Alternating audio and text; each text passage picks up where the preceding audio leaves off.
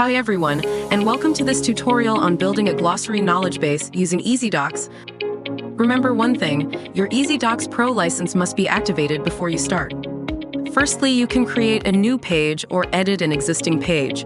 We created this EazyDocs page. Click Edit with Elementor to transform it into a definition haven.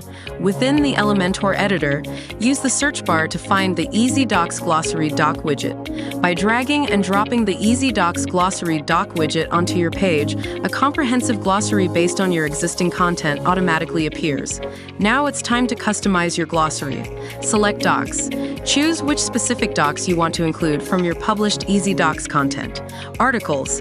Decide how many articles you want to display for a concise presentation. Order.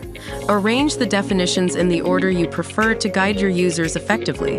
There is also a tooltip button here. You can enable or disable it, and you can also set the limit of the content you want to display. Now go to the Style option. You can see there are many options for styling.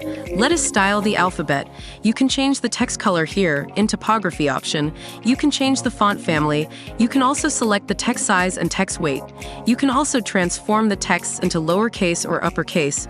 You can also select Style for text and also decorate the text with underline. You can try this by your own. I leave this to you. In search box section, there are many options available for styling. You can change the padding as you like, select the border type, change the border width, change the border color, focus background color as you like. I leave this to you.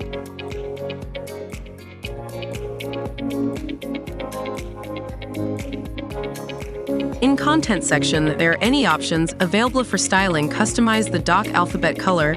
You can also change the typography and background type. You can try this by your own. I leave this to you.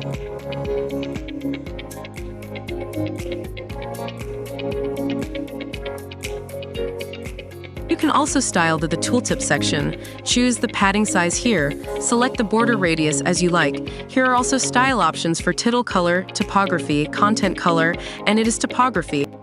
You can customize the rest by your own. After adding all the styles, don't forget to click Update or Publish to save your changes.